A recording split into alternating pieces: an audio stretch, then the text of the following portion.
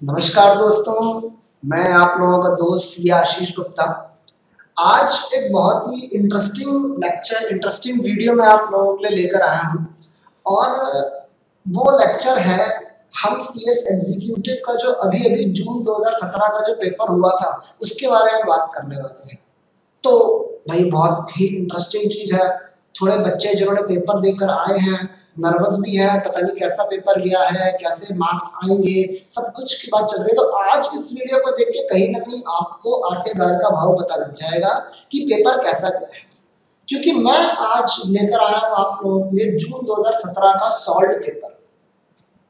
Solutions with explanations आपको proper दिया जाएगा। जो 100 क्वेश्चंस आए थे उनका सॉल्यूशन आपको मिलेगा। तो मैं सी आशीष गुप्ता और हमारी टीम तक्षशिला लर्निंग आप लोगों के लिए हमने ज़रूरी समझा कि ये चीज़ बच्चों को वीडियो पहुंचानी बहुत ज़रूरी है ताकि वो अपने आप को एक तरीके से असेसमेंट कर सके। तो तैयार हो जाओ और अपना एग्जाम पेपर निकाल लो। आपने जो आंसर स्टिक करे हैं उनको दिमाग में रखो और साथ के साथ यहाँ पे देखते रहो। अगर पेपर, मेरे को तो उम्मीद है जैसे कि आप लोगों ने बहुत ही अच्छे एग्जाम दिए होंगे। जिनके अच्छे पेपर मेरे साथ चलते रहते हैं वो तो वैसे भी पार्टी देना शुरू कर दे, पार्टी बनाना शुरू कर दे। और जिनका कुछ दिक्कत है तो भैया समझो कि क्या परेशानी में आप लोग फंस गए। मैं जो डिटेलिंग दूंगा, मैं जो एक्सप्लेनेशन दूंगा, उनको आप लोग समझने की कोशिश करना ताकि भविष्य में हमारी इम्प्रूवमेंट हो सके। देखिए, एक बार गिरना, एक बार गलती करना कोई बहुत बड़ी बात नहीं है। मेन चीज है कि आप सीखें कि वो गलती क्यों हुई और इम्प्रूवमेंट करें। तो आज हम इम्प्रूवमेंट करने की कोशिश करेंगे और देखेंगे कि हमारे पेपर में हमारे साथ क्या क्या हुआ। चलिए, और वीडियोस में आपको प्रॉपर मैं एक्सप्लेनेशन वाले आंसर्स दूंगा और आपको जैसे भी डाउट्स या क्वेरीज महसूस होती है तो आप हम तक पहुंचा सकते हैं। हमारी टीम, मैं खुद आप लोगों के लिए 24 घंटे हम लोग तत्पर हैं। आप लोग डाउट्स पूछे, जैसे भी व्हाट्सएप के जरिए पूछे, बाय कॉल के जरिए पूछे, बाय ईमेल के जरिए पूछे या फिर हमारे चैनल के नीचे ही अपने कमेंट्स डालें, आपकी मर्जी है। चलिए, तो स्टार्ट करते हैं।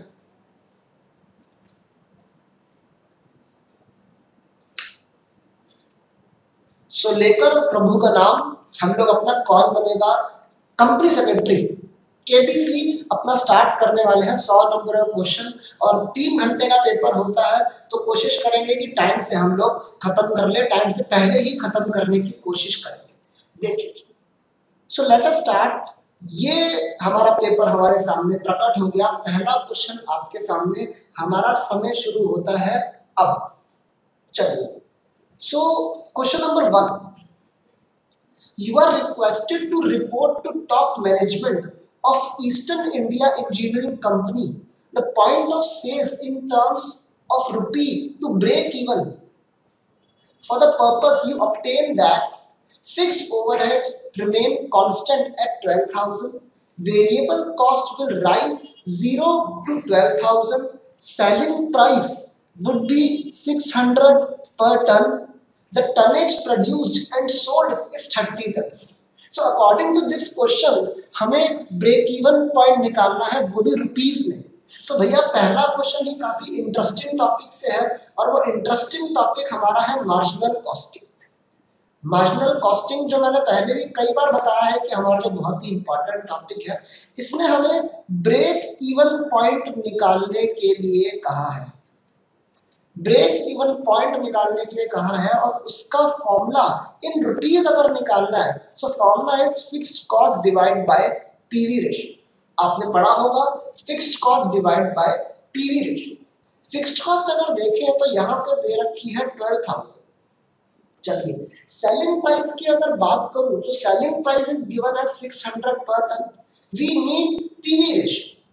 सो अगर आप ध्यान से देखें तो वेरिएबल कॉस्ट यहाँ पर 0 से 12,000 की एक रेंज दी गई है। If we take variable cost as 12,000, अब यहाँ पे जो मैं यूनिट सेल कर रहा हूँ दे आर 30। आप अगर इसको डिवाइड करें so you will get variable cost per unit.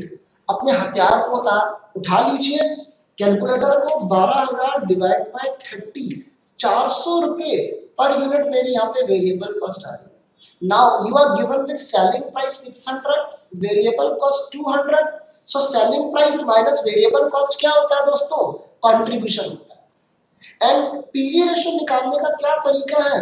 PV ratio निकालने का तरीका है contribution divide by sales into 100। So contribution मेरा है 200, सेल्स है 600, 200 आप लोग करके देखिए, 200 अपॉन 600 इंटू 100, 33.33%, ये मेरी पीवी रेशियो आ गई। तो अब मैं इसे सॉल्व करता हूं, 12,000 डिवाइड बाय 33.333। देखो दोस्तों, एग्जैक्ट आंसर लाने के लिए अपने कैलकुलेटर में 33.333 पूरा एट द एंड जहां तक आ सकता है, जब तक है जान कैलकुलेटर में तब तक लिखते रहो।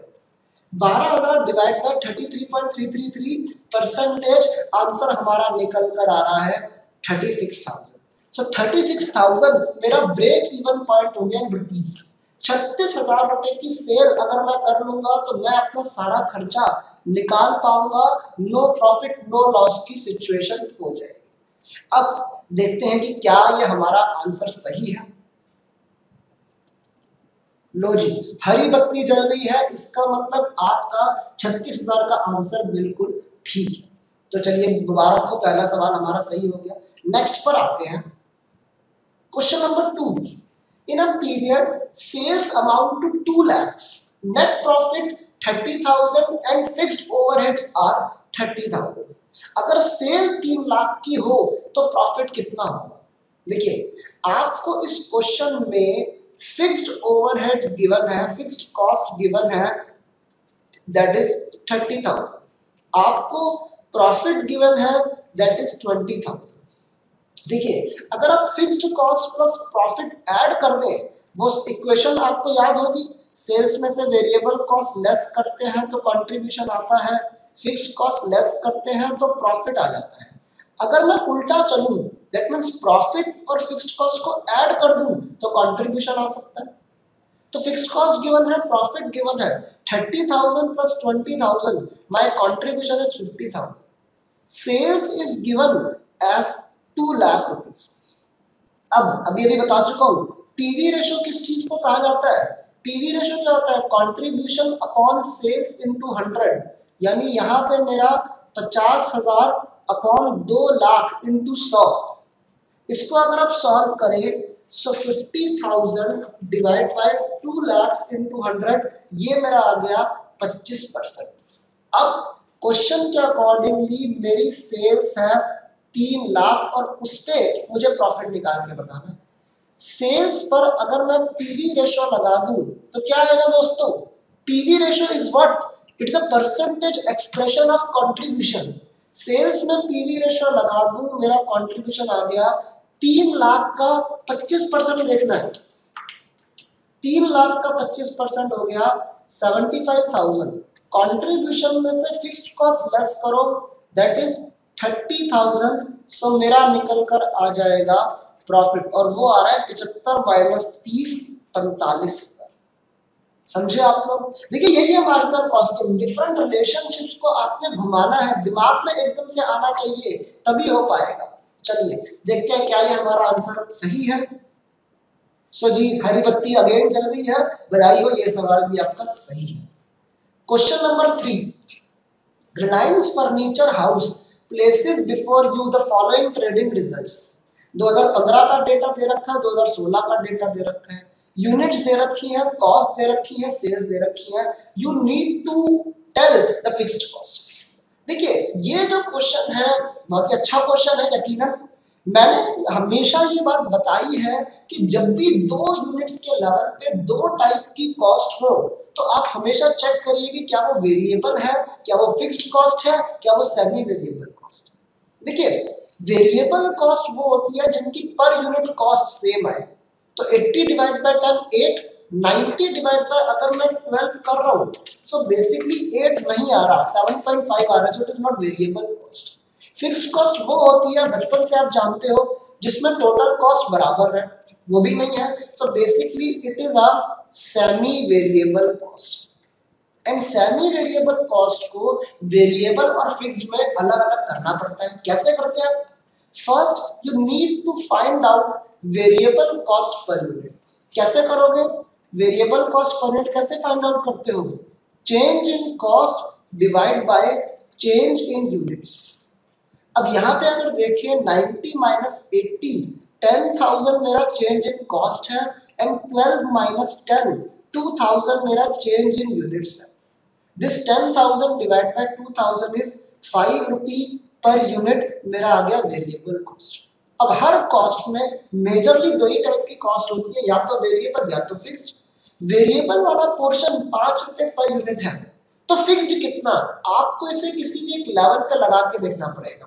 फॉर एग्जाम्पल मैं इसे 10,000 के लेवल पे देखता हूँ, तो 10,000 इंटू 5, 50,000 मेरी वेरिएबल कॉस्ट है, जबकि total cost is given at 10,000 is 80,000। So 80 minus 50, 30,000 मेरी फिक्स्ड कॉस्ट निकल कर आई।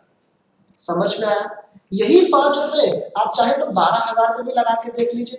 5 इंटू 12,000, 60,000 मेरी वेरिएबल कॉस्ट होगी। अगेन बाकी की बची 30,000 विल बी फिक्स्ड कॉस्ट। तो आंसर शुड बी सी। देखते हैं। सुभान अल्लाह, ये भी आपका बहुत बढ़िया आंसर है। नेक्स्ट क्वेश्चन पे आते हैं। फोर्थ क्वेश्चन के accordingly a factory engaged in manufacturing plastic buckets is working at 40% capacity पे काम कर रही है और 10,000 बकेट्स बनाती है।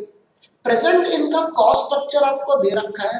मटेरियल लगता है 10 रुपए पर यूनिट के हिसाब से, लेबर लगती है 3 रुपए, ओवरहेड्स लगता है 5 रुपए, जिसमें से 60% फिक्स्ड है, तो यकीनन 40% मेरा हो गया एक तरीके से वेरिएबल। सेलिंग प्राइस 20 रुपीज है। पूछा जा रहा है कि अगर फैक्ट्री 90% पे ऑपरेट करे तो इनका प्रॉफिट कितना। अब देखिए, सबसे पहली बात तो ये है कि अभी ये 10,000 यूनिट बना रहे हैं, they are working at 40% capacity. उसमें इनका खर्चा 10 रुपए, 3 रुपए, और देखिए वेरिएबल कॉस्ट आ रही है 10, 3 और 5 का 40% यानी 2 रुपए। दैट मीन्स 15 रुपए पर यूनिट इनकी वेरिएबल कॉस्ट है। 15 रुपए पर यूनिट वेरिएबल कॉस्ट है। Selling price is given as 20, so contribution can be said as 5 rupees per unit. So accordingly, PV ratios can also be calculated. How? Contribution upon selling price into 100. 5 रुपए divided by 20 into 100. That means 25% is our PV ratio. चलिए fixed cost और interpret करते हैं। Question के accordingly 5 रुपए का 60% यानी जो लेवल गिवन है उसमें 30 रुपए पर यूनिट का, सॉरी 3 रुपए पर यूनिट का fixed cost. This information is given for 10,000 buckets, so 3 rupees per unit. So totality में फिक्स्ड कॉस्ट हमारी हो गई 30,000। 30,000 कैसे आया? 3 इंटू 10,000। चलिए अब कैपेसिटी चेंज हो रही है, फिक्स कॉस्ट तो सेम ही रहती है, इसी को तो फिक्स कॉस्ट कहते हैं। सो पहली बात, इस लेवल पे अगर मैं काम कर रहा हूं तो मैं कितना काम कर रहा हूं? I was selling 10,000 buckets when I was working at 40%. Now I am working on 90%. 10,000 40 पर है तो 90 पे कितना? 10,000 डिवाइड बाय 40 इंटू 90, ये आपका निकल कर आ रहा है 22,500 यूनिट्स। चलिए 22,500 यूनिट्स टोटल सेल हो गई 20 रुपए के दाम पे। अब 22,500 यूनिट्स बेचोगे तो 22,500 इंटू 20, 4.5 लाख रुपए की आपकी सेल होगी। इस पे हम लगा देते हैं अपना पीवी रेशो जो कि है 25%। तो 4.5 लाख का 25%, दैट मीन्स 1,12,500। ये मेरा क्या हो गया? कंट्रीब्यूशन। कंट्रीब्यूशन में से आप लोग, हम कई सारे क्वेश्चन कर चुके हैं मार्जिनल कॉस्टिंग के। फिक्स्ड कॉस्ट लेस करते 1,12,500 में से 30,000 की फिक्स्ड कॉस्ट लेस कर दे, मेरा आंसर आ जाएगा दैट वुड बी 82,500। समझ में आया आप लोगों को? चलिए इसका भी आंसर देख लेते हैं दोस्तों। बधाई हो अगेन, सही जवाब है। Next question number 5। सुभान अल्लाह, ये तो भैया लेबर के चैप्टर में से क्वेश्चन लग रहा है। लेबर, और कहीं ना कहीं हम सब लोग लेबर हैं, ये चैप्टर बहुत ध्यान से आपको पढ़ना चाहिए। So Rowan premium plan is an improvement over. देखिए एमसीक्यू के बारे में मैं कई बार ये बात बता चुका हूं कि आप ऑप्शंस कंपेयर कीजिए। थ्योरेटिकल क्वेश्चंस घुमा देते हैं कई बार। Rowan premium plan is an improvement over Taylor plan, Gantt bonus plan, Halsey premium. देखो रोवन प्लान और जो है ये दोनों जो प्लान्स हैं ये दोनों हमारे डिफरेंशियल पीस सिस्टम में आते हैं। बल्कि अगर बात करूं तो जो मेरा एक रोवन प्लान है और दूसरा हाल्से प्लान है, रोवन एंड हाल्से, ये दोनों मेरे प्रीमियम बोनस प्लान्स में आते हैं और दोनों ही कहीं ना कहीं टाइम बेस्ड प्लान्स है, दोनों के बीच में आपस में टकरार चलती रहती है। तो मैं ये कहूंगा हाल्से प्रीमियम प्लान वो प्लान है जिसकी इंप्रूवमेंट करने के लिए रोवन प्रीमियम प्लान को लाया गया। ये बात आप समझ गए? दोनों ही प्रीमियम बोनस प्लान्स हैं, दोनों ही टाइम सेव्ड प्लान्स हैं। ऐसी भी बातें आपको बताई गई हैं कि 50% से कम अगर टाइम सेव्ड हो तो रोवन बेटर होता है, 50% से ज्यादा अगर टाइम सेव्ड हो तो हाल्से बेटर होता है। So basically according to me the answer should be C. देखते हैं क्या बात है, बिल्कुल सही जवाब है। आप लोग भी अपने हाथ के अपने पेपर को दोहराते रहना। Next question number 6, a company has fixed cost of 90,000 with sales of 3 lakhs and profit of 60,000. You are asked margin of safety. What do you mean by margin of safety? Margin of safety का मतलब आपका हो जाता है extra sales over break even. Break even sales क्या होती है? वो सेल्स जहां पे your entire cost is recovered, no profit is gained, no profit no loss, यही तो बचपन से बोलते आ रहे हैं। तो एक्स्ट्रा सेल हमसे पूछी है। देखिए बिजनेस में प्रॉफिट हुआ है इसका मतलब एक्स्ट्रा सेल तो हुई है, तो एक्स्ट्रा सेल कितनी हुई है ये पूछा जा रहा है। देखिए जी, you are given again as fixed cost and profit.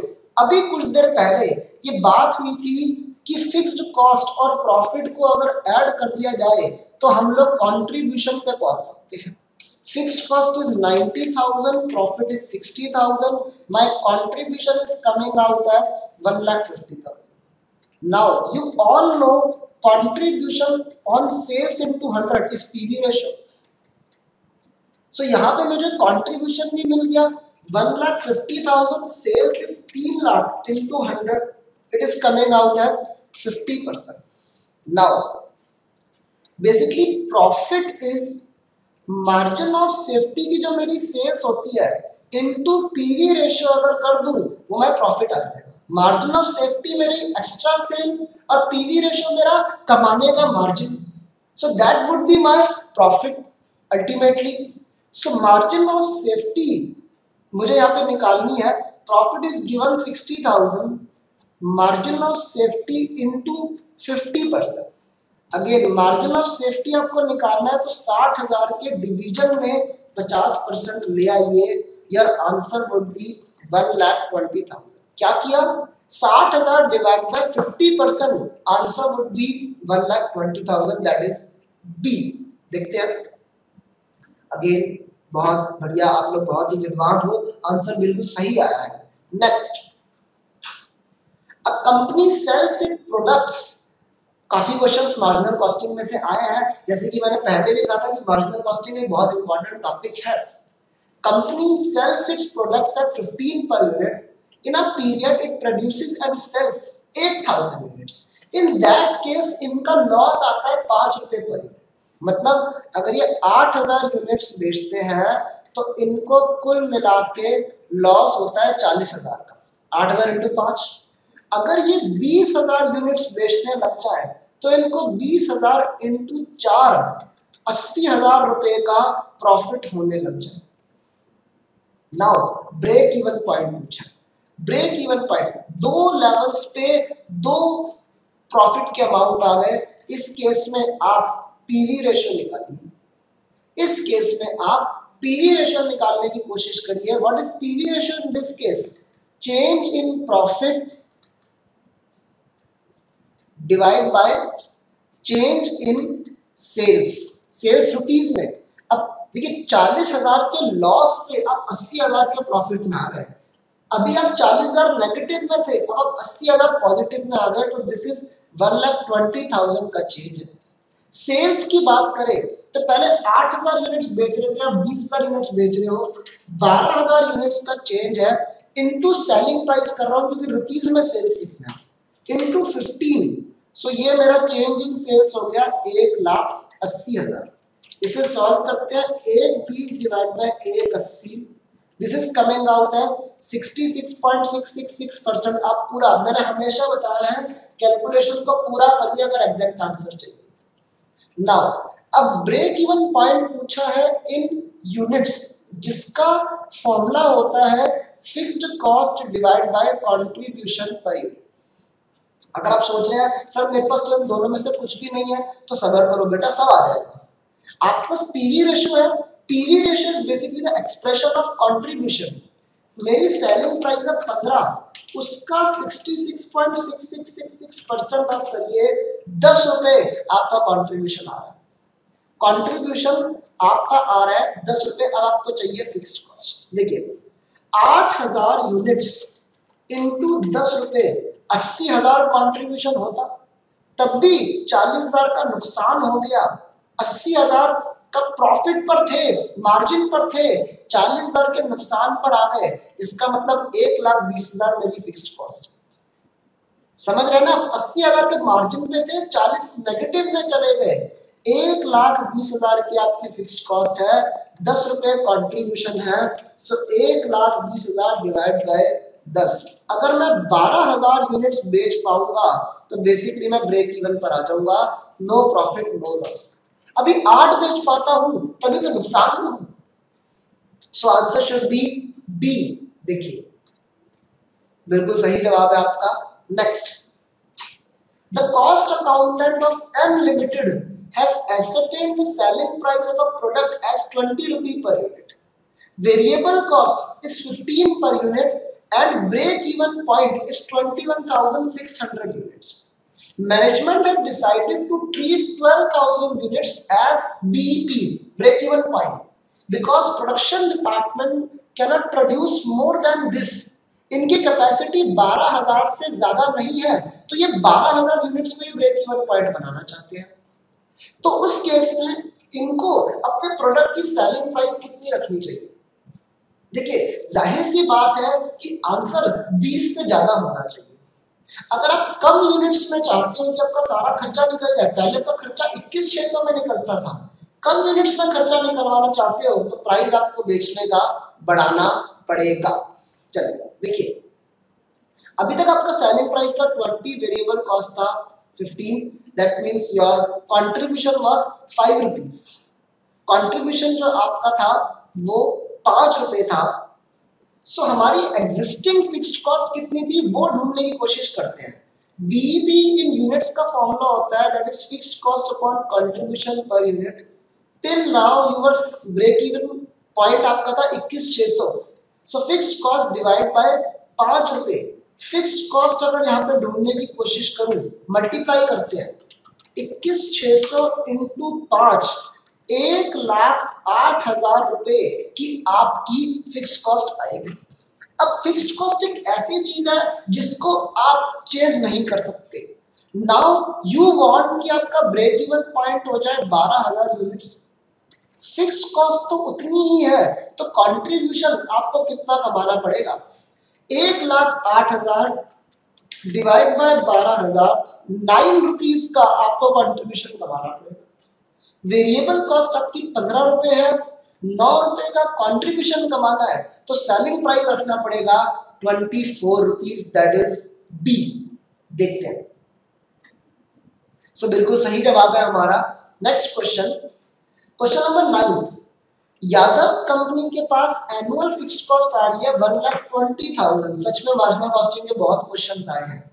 In 2015 sales amounted to 6 lakh rupees as compare to 4,50,000। So change in sales जो हो रहा है वो मेरा हो रहा है 1.5 lakh, and profit in 2015 is 50,000 higher than in 2014। So change in profit हमें दे रखा है, change in profit you are given with 50,000 and change in sales you are given with 1,50,000। सो आप पीवी रेशो निकाल सकते हैं। कैसे निकलती है PV ratio? Change in profit upon change in sales, that means 50,000 divided by 1,50,000. So it is coming out as 33.33%. And question is saying there is no need to expand the company's capacity. अगर ये अगले साल 9 लाख की cell करते हैं तो इनको profit कितना होगा? अगेन सेल करते हैं 9 लाख की, सो 9 लाख पे अगर पीवी रेशो लगाया जाए तो मेरा कंट्रीब्यूशन निकल कर आ जाएगा। सो 9 लाख का 33.33%, और आप जानते भी हैं 33.33 मीन्स 1/3। दैट मीन्स इस केस में कंट्रीब्यूशन निकल कर आ रहा है 3 लाख का। अब इसमें से अगर मैं फिक्स्ड कॉस्ट लेस कर देता हूं तो मैं प्रॉफिट पर आ जाता हूं। वही रिलेशन है जो बार बार घूम रहे हैं। प्रॉफिट पर कैसे पहुंचे? एक पर्टिकुलर लेवल पर लगा के देखते हैं। 2015 में सेल थी 6 लाख और पीवी रेशो था 33.33%, यानी 2 लाख का मेरा कंट्रीब्यूशन हो गया। तब भी 2015 में मेरा प्रॉफिट 50,000 का आया। इसका मतलब मेरी फिक्स्ड कॉस्ट है 1.5 लाख रुपए। दोबारा देख लेते हैं। अरे हमारा ध्यान ही नहीं गया, क्वेश्चन में फिक्स्ड कॉस्ट तो गिवन है, दैट इज 1,20,000। सो 1,20,000 आप इसमें से लेस कर दें, ये आपका प्रॉफिट बचता दिख रहा है 1,80,000। 1,80,000 ये हमारा प्रॉफिट हो गया, that is A. So question number 9 का ए आंसर होना चाहिए। अगेन मुबारक। Next, a company manufactures and sells 3 types of products, namely A, B and C. Total sales per month तीनों की मिला के is 80,000, in which the share of these 3 products are 50, 30 and 20% respectively. Variable cost of these products, variable cost आपको दे रखी है इन products की। ये वाली लाइन I think repetition हो गई है, इसको हम काट देते हैं। वेरिएबल कॉस्ट जो है प्रोडक्ट्स की वो है 60%, 50% एंड 40% रिस्पेक्टिवली। 60 हो गई ए की, 50 हो गई बी की, 40 हो गई सी की। अब ये वेरिएबल कॉस्ट है, so you all know 1 minus variable cost ratio is called as PV ratio. ये सेल्स और कंट्रीब्यूशन के बीच में आता क्या है? वेरिएबल कॉस्ट ही तो आता है। तो अगर ए का वेरिएबल कॉस्ट 60% है तो इसका पीवी रेशियो जो है वो 40% होगा, इसका होगा 50% और इसका होगा 60%। एंड बेसिकली आपको निकालना क्या है? You need to calculate the combined PV ratio of this question. Combined PV ratio की अगर मैं बात करूं,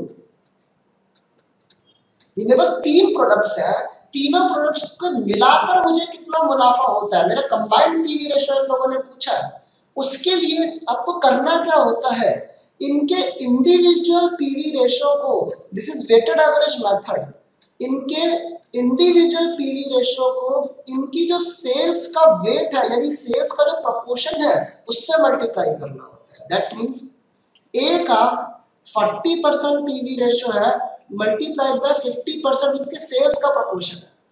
बी का 50% पीवी रेशियो है और 30% सेल्स का प्रोपोर्शन है। सी का 60% पीवी रेशियो है और 20% सेल्स का प्रोपोर्शन है। तीनों को सॉल्व करिए, ऐड करिए। This was combined PV ratio. So 40 into 50%, ये मेरा निकल कर आ रहा है 20। 50 into 30%, ये निकल कर आ रहा है 15। 60 into 20%, ये निकल कर आ रहा है 12। सो 20, 15 और 12, this is coming out as 47%। हे भगवान हमारा आंसर सही आए, यही कामना करते हैं।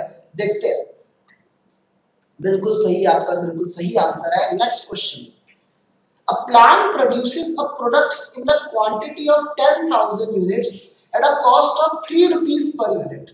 If 20,000 units are produced, cost will be 2.50। Selling price है 4 रुपए, वेरिएबल कॉस्ट पूछा। अगेन 2 लेवल्स पे 2 टाइप की cost, it can be a point और सेमी वेरिएबल पॉइंट। अब 3 और 2.5 वेरिएबल कॉस्ट तो है नहीं, क्योंकि पर यूनिट कॉस्ट तो सेम होती है वेरिएबल कॉस्ट के केस में। फिक्स्ड कॉस्ट भी नहीं हो सकती, बिकॉज 3 into 10 30 एंड 2.5 into 20 अगर देखा जाए सो it would be 50,000। So might be this is the case of semi variable point, जिसको हमें अलग अलग करके देखना पड़ेगा। So variable cost per unit कैसे निकालते हैं? Change in cost divide by change in units. Change in cost की अगर बात करें सो बेसिकली यहाँ पे टोटालिटी में देखना पड़ेगा। 3 into 10 is 30, 2.5 into 20 is 50, so change in cost is 20,000 divided by change in units 20 minus 10, that is 10,000 units. So 20,000 divided by 10,000, answer is 2 rupee per unit.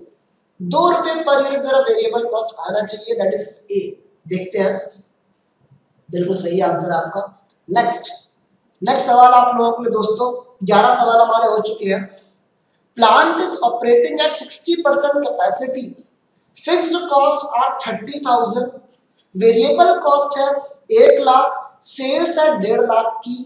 The percentage of capacity at which the plant should operate to earn a profit of 40,000 will be. Desired profit आप कमाना चाहते हो 40,000, तो मैं कितना काम करूं ये पूछा जा रहा है। देखिए फिलहाल मेरी जो कंट्रीब्यूशन है वो है 1.5 लाख की सेल माइनस 1 लाख की वेरिएबल कॉस्ट, यानी टोटलिटी में 50,000।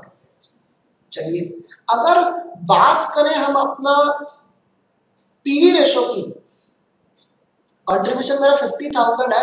एक काम करते हैं, डिजायर्ड सेल्स यूनिट्स का फॉर्मूला लगाते हैं। या आप एक काम करिए, सेल्स पूछा रुपीस में, सेल्स का अमाउंट है, पीवी रेशो ही निकालते हैं। पीवी रेशो आप लोगों को तो रट गया होगा, contribution upon selling price, contribution upon sales. So contribution is 50,000, sales is 1,50,000, so contribution आएगा 50,000 डिवाइड बाय 1.5 लाख करें, so that is basically it is 1/3, that means वही अगेन 33.33%। डिजायर्ड सेल्स की बात करूं सो फिक्स्ड कॉस्ट प्लस क्या होता है, डिजायर्ड प्रॉफिट, जितना प्रॉफिट कमाना चाहते हो डिवीजन में पीवी रेशियो।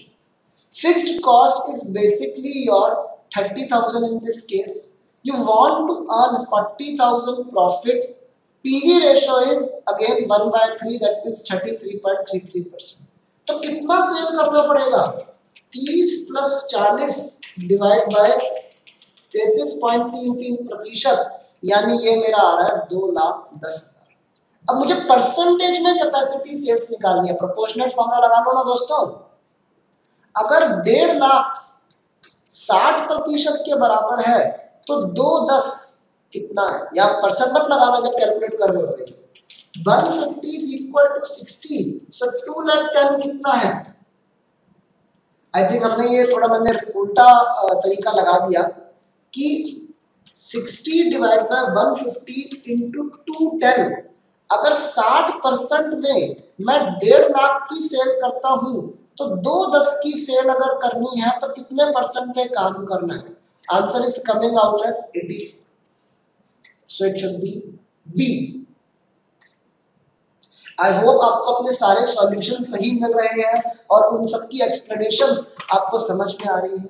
कोई भी डाउट हो तो आप हमसे जब मर्जी पूछ सकते हैं। Next question, the standard cost card shows the following details relating to material requirements for production of 1 kg of groundnut oil. Quantity of groundnut 3 kg, price of groundnut 1.50 per kg, actual production आपको दे रखी है कि आपने production करी 1000 kilo की, आपने quantity use किया 3500 kilo, price of groundnut 2 रुपए kilo, you are asked with material cost variance. अरे वाह भाई लोगों, ये तो वेरिएंस के ऊपर आ रहा है। कौन सा चैप्टर है, standard costing, again one of the most important topic I have mention. So basically cost variance निकालना है तो पहले तो बात करें कॉस्ट वेरिएंस का फॉर्मूला क्या होता है।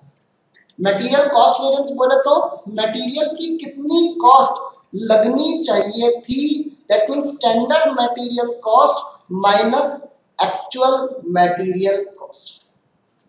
फिर मैंने ये भी समझाया है आपको कि एक्चुअल कॉस्ट फॉर्मूले में बाद में क्यों आती है, because from cost point of view you want cost to be lower than standard cost. फॉर्मूले हमेशा ऐसे बनाए जाते हैं विद द इंटेंशन कि आंसर पॉजिटिव में आए, यू वांट कि एक्चुअल कॉस्ट कम आए।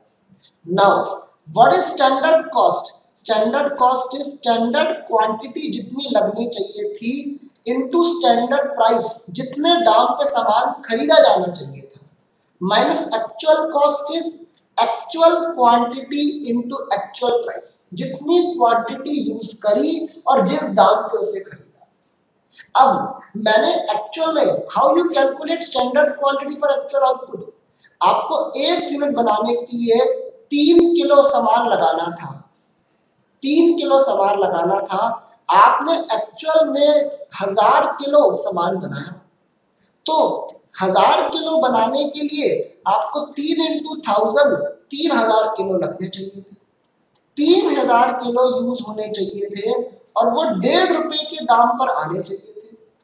एक्चुअल में 3500 केजी यूज हुए और वो 2 रुपए के दाम पर आए। तो भैया ये तो दोनों तरफ से मार पड़ गई, 3000 यूज करने चाहिए थे, 3500 यूज करे, 1.5 के दाम पे खरीदे जाने चाहिए थे, 2 के दाम पे खरीदे गए।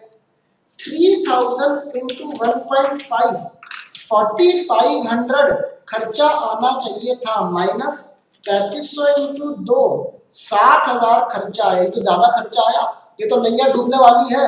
तो 4500 माइनस 7000 आपका 2500 रुपए का नुकसान। नुकसान को क्या बोलते हैं? Adverse variance. समझ में आया दोस्तों? सो आंसर शुड बी ए। देखते हैं, डर लग रहा है कहीं गलत ना हो जाए?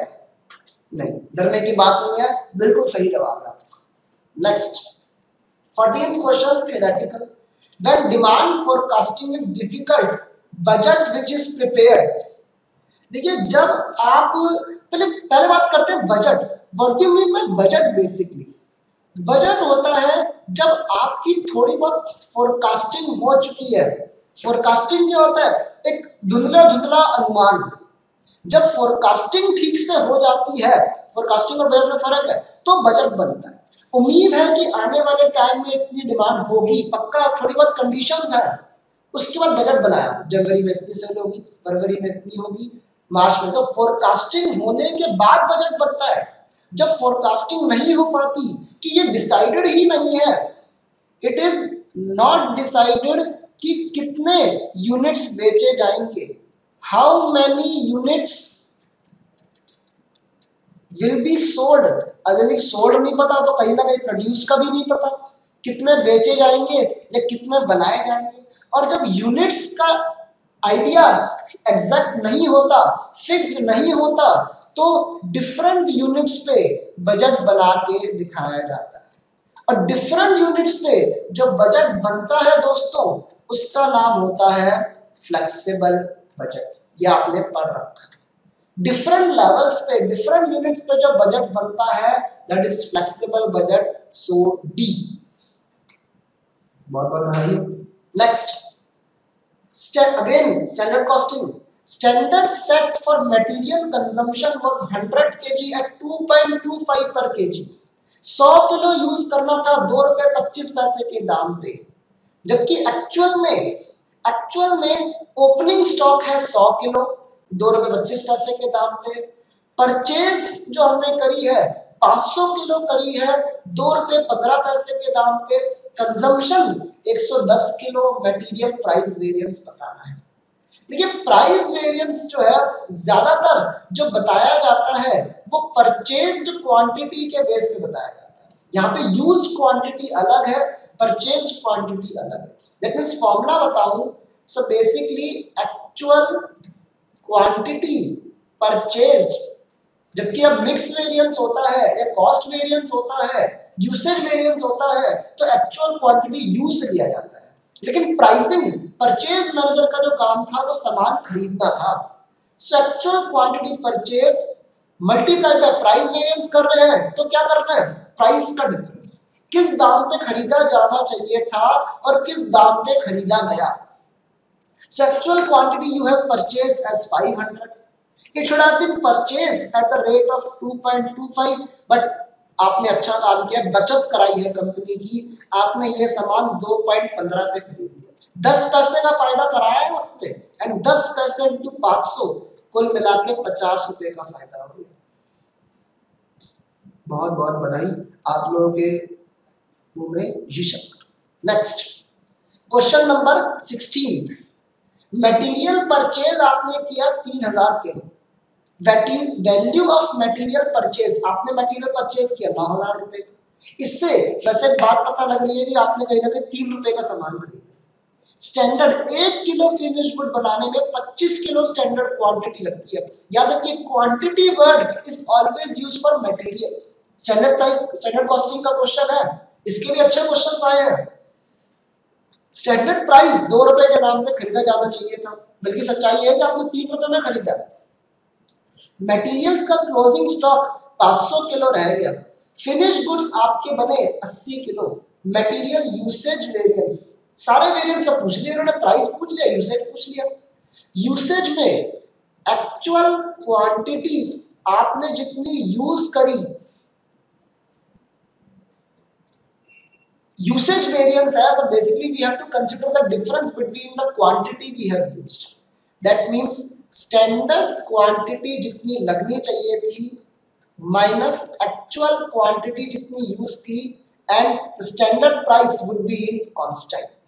Standard price यहाँ पे है 2 रुपए, standard quantity कितनी लगनी चाहिए थी, आपने 80 किलो फिनिश गुड्स बनाए हैं और 1 किलो को बनाने में 25 किलो मटेरियल लग रहा है, तो 80 को बनाने में 80 × 25 2000 किलो आपको यूज करना चाहिए था। जबकि आपने एक्चुअल में कितना यूज किया, ध्यान से देखना, आपने 3000 किलो खरीदा था, इसमें से क्लोजिंग में रह गया 500 किलो, इसका मतलब यूज तो आपने सिर्फ 2500 किलो किया। ये पॉइंट गलत हो सकता है बच्चों का, आप हो सकता है यहाँ पे 3000 ले लें, भैया गुड़ गोबर हो जाएगा। 3000 किलो खरीदा था, उसमें से 500 किलो क्लोजिंग में रह गया, तो 2500 आपने यूज किया। सॉल्व करते again, it is looking to be negative. 2000 use होना था, 2500 यूज हुआ, 500 किलो ज्यादा यूज हुआ, इनटू 2000 रुपए का भैया नुकसान लग रहा है, 1000 एडवर्स बी, बिल्कुल सही। Next, a particular information is given for a factory. Again question में से देख लो वेरिएंस का है। मेरे पास डिपार्टमेंट में 50 वर्कर्स थे और एक हफ्ते में 40 घंटे अवेलेबल हैं। देखो भैया मैंने बताया है जब भी नंबर ऑफ वर्कर्स गिवन हो तो टोटल जो आवर्स की प्रोडक्टिविटी होती है वो हमेशा ऐसे देखा करो कि आवर्स कितने अवेलेबल है और नंबर ऑफ वर्कर्स कितने हैं। यानी 40 घंटे घड़ी में अवेलेबल है, 50 बंदे काम पे लगे हुए हैं। अब ये नहीं कि अलग अलग लगे, ये सारे बंदे 50 साथ में लगे हुए हैं ना, ये थोड़ी कि एक काम करेगा फिर दूसरा करेगा, ऐसे नहीं होता। तो 40 × 50 कुल मिलाकर 2000 आवर्स की मेहनत की जा रही है। एक घंटे का एक वर्कर को 80 पैसे मिलना चाहिए। Standard output of the department per hour 20 units, एक घंटे में नॉर्मली 20 यूनिट्स बन जाने चाहिए। अब एक्चुअल इंफॉर्मेशन, स्टैंडर्ड कॉस्टिंग में हमेशा स्टैंडर्ड और एक्चुअल को ही तो कंपेयर करना होता है, यही बताया गया है। एक्चुअल में आपने 1000 यूनिट्स बनाए, एक घंटे में 20 यूनिट्स बनते हैं, तो 1000 यूनिट्स बनने में कितना टाइम लगेगा, that is 1000 divide by 20। 1000 divide by 20 अगर आप सॉल्व करें सो it is 50 hours. It is 50 hours अगर बात की जाए, सो 1000 यूनिट्स को बनाने के लिए 50 आवर्स लगने चाहिए। अब 50 आवर्स मतलब एक बंदा 50 घंटे काम करेगा तो 1000 यूनिट बन जाएंगे।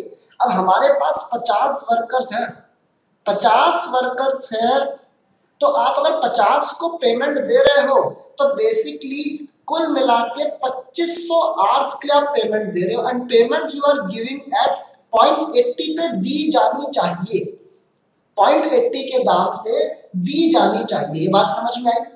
एक घंटे में 20 यूनिट बनते हैं तो 1000 यूनिट्स 50 घंटे में बन सकते हैं if being done by one worker. 50 workers हैं, सारे काम पे लगेंगे तो बेसिकली 1000 यूनिट 50 घंटे में बनेंगे तो 50 साथ मिलेंगे, 2500 घंटे काम होगा। एक घंटे का 80 पैसे के हिसाब से पेमेंट करनी चाहिए थी, तो 25 × 80 पैसा अगर देखा जाए तो बेसिकली 2000 पेमेंट होनी चाहिए। एक्चुअल की बात करें, स्टैंडर्ड इंफॉर्मेशन है, एक्चुअल में तो you have 40 hours 50 workers, that means actual hours की अगर बात करूं तो आपके पास 2000 आवर्स है। कैसे आया?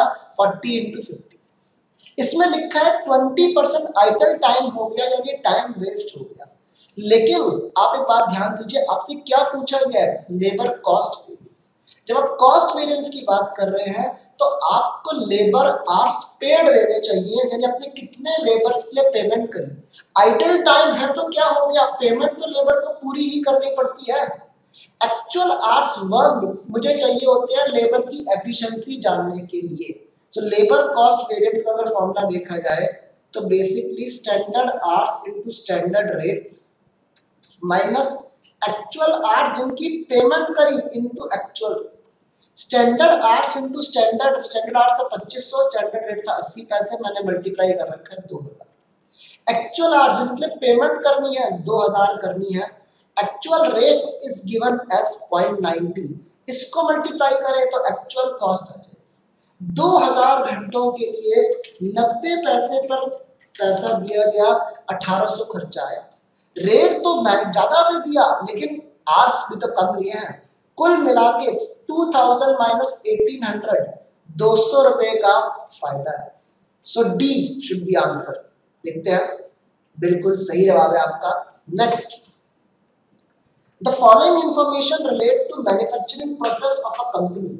Number of employees, again standard costing, number of employees है 200, आपने काम किया है 40 घंटे, स्टैंडर्ड वेज रेट है 50 पैसे पर आवर, स्टैंडर्ड आउटपुट है 250 units per hour. During first week आपने 4 एम्प्लॉइज को पैसे दिए 45 पैसे के रेट पे। ओवरऑल रेट कितना था? 50 पैसे। 4 बंदों को आपने 45 पैसे का रेट दिया है, 2 एम्प्लॉइज को आपने 55 पैसे का रेट दिया है और बाकी के एम्प्लॉइज को आपने स्टैंडर्ड रेट ही दिया है। तो ये बात जाहिर है कि जो रेट वेरिएंस है वो सिर्फ हमारे उन 4 और 2 एम्प्लॉइज के लिए आने वाला है। लेकिन भैया रेट वेरिएंस नहीं पूछा ना इस क्वेश्चन में, छोड़ दो इस बात को। आइडल टाइम इज 1 आवर पर एम्प्लॉय, हर एम्प्लॉय ने 1 घंटा वेस्ट किया। एक्चुअल में आउटपुट बना 10,250। अब इस क्वेश्चन में, पिछला क्वेश्चन में माना नहीं, आइडल टाइम का इस्तेमाल नहीं आया तो इसने फिर आइडल टाइम दे दिया। एक्चुअल आउटपुट बना 10,250 यूनिट्स, आपको निकालनी है labour efficiency variance. So labour efficiency variance, सबसे पहले तो दोस्तों फॉर्मूला लिख लिया करो। बचपन में मम्मी ने सिखाया था कि फॉर्मूला लिखना चाहिए बेटा, कुछ तो नंबर मिलेंगे। अब भी फॉर्मूले अपने दिमाग में पहले लाया करो। लेबर एफिशिएंसी वेरिएंस, एफिशिएंसी देखी जाती है कितने घंटे में काम होना चाहिए था और कितने घंटे में हुआ। दैट मींस रेट की बात नहीं करनी, तो रेट तो standard hours minus actual hours, यहां लिख रहा हूं worked. Standard rate was my 50 पैसा, स्टैंडर्ड आवर्स 250 यूनिट्स 1 घंटे में बनते हैं। आपने कितने यूनिट्स बनाए हैं? My actual output is 10,250, so what should be my standard hours? 1 घंटे में 250 यूनिट बनते हैं, तो 10,250 डिवाइड बाय 250, 10,250 कितने टाइम में बनेंगे? 41 आवर्स, 41 आवर्स में। लेकिन बात ये है 41 आवर्स में बनने चाहिए, लेकिन आपने ये काम 1 हफ्ते में किया। 1 हफ्ते में आपके पास 40 वर्कर्स, 40 आवर्स, 1 हफ्ते में आपके पास 40 आवर्स है। देन इसने यहां पर बोला है कि 1 घंटा पर एम्प्लॉय वेस्ट भी हुआ है। अब या तो यहां पर आप नंबर ऑफ एम्प्लॉइज को ट्रीट ही मत करो, और अभी तक हमारा सिंगल वर्कर की बात चल रही है, वैसे ही रहने दो तब भी आंसर आ जाएगा। मतलब standard hours should be done as 41, actual hours 40 hours लगने थे, लेकिन 1 घंटा वेस्ट हो गया तो काम खत्म हो गया 39। दैट मींस 41 माइनस 39, 2 इंटू 0.50, हमारा 41 आवर्स जो है वो 1 यूनिट को बनाने के लिए चाहिए। नंबर ऑफ एम्प्लॉइज गिवन है, तो basically we should consider it. जैसे पिछले क्वेश्चन में बताया था कि आवर्स को देखा जाए तो वर्कर्स और आवर्स अवेलेबल को मल्टीप्लाई करके देखा जाए। 41 आवर्स काम करेगा एक बंदा। अगर 200 के हिसाब से देखें तो टोटल 41 इंटू 200, 8200 आवर्स काम करना पड़ेगा। 8200 आवर्स जो है काम करना पड़ेगा 200 को मिलकर। सो मेरा यहाँ पे स्टैंडर्ड आवर्स हो गया 8200। एक्चुअल आवर्स की बात करूं सो अवेलेबल जो टाइम है वो है 200 × 40। हफ्ते में 8000 घंटे अवेलेबल है। क्वेश्चन कह रहा है पर एम्प्लॉय 1 घंटा वेस्ट हुआ है। 200 एम्प्लॉइज है तो 200 घंटे वेस्ट हुए हैं। तो काम हुआ है ultimately 7800 hours. So 8200 minus 7800 is 400 into 0.50। 200 रुपए का फायदा है, यानी मेरी लेबर की एफिशिएंसी की वजह से उन्होंने 8200 घंटों का काम 7800 आवर्स में कर लिया। उनकी एफिशिएंसी है जिससे मुझे 200 रुपए का फायदा है। आंसर बिल्कुल सही है दोस्तों आपका, बहुत बहुत बधाई। Next 19th question. अगेन भैया कितने स्टैंडर्ड कॉस्टिंग के सवाल पूछोगे, निचोड़ लिया इन्होंने, तो इसलिए कहा था मार्जिनल कॉस्टिंग, स्टैंडर्ड कॉस्टिंग ये बहुत इंपॉर्टेंट टॉपिक्स हैं। कुछ डेटा आपको गिवन है, लेबर आवर्स 10,000 लगना चाहिए था, 12,000 लगा है। खर्चा 2,000 आना चाहिए था, 3,000 आया है। यूनिट्स 5,000 बनने चाहिए थे, 4,000 बने हैं। Variable overhead expenditure variance. Variable overhead expenditure variance क्या होता है? जैसे लेबर का रेट वेरिएंस होता है, जैसे मटेरियल का प्राइस वेरिएंस होता है। सो रेट के ऊपर चर्चा करनी है। So actual hours multiplied by standard rate minus actual rate. ये मत सोचिएगा ये लेबर का फॉर्मूला है फॉर्मूला दिखने में वैसा ही है, बस यहाँ पे जो रेट्स हैं वो मेरे वेरिएबल ओवरहेड्स के हैं। स्टैंडर्ड रेट कैसे निकलता है? मेरा standard variable overheads divide by standard hours, rate per hour निकल रहा है। 2,000 खर्चा होना चाहिए था 10,000 आवर्स के लिए, तो 20 पैसे का रेट आना चाहिए था। एक्चुअल रेट की बात करें तो 3,000 खर्चा हुआ 12,000 घंटों के दौरान, तो 3,000 डिवाइड बाय 12,000 0.25 के रेट से खर्चा किया। दिख रहा है खर्चा ज्यादा किया, 20 पैसे के रेट से होना चाहिए था, 25 पैसे के रेट से किया। एक्चुअल आवर्स कितना काम किया? 12,000, standard rate 20, actual rate 25। Solve. Negative दिख रहा है, 0.20 माइनस 0.25 इंटू 12,000, ये आपका 600 रुपए का नुकसान है, ज्यादा रेट से खर्चा किया गया है। सो ए, बहुत बहुत बधाई, सही आंसर।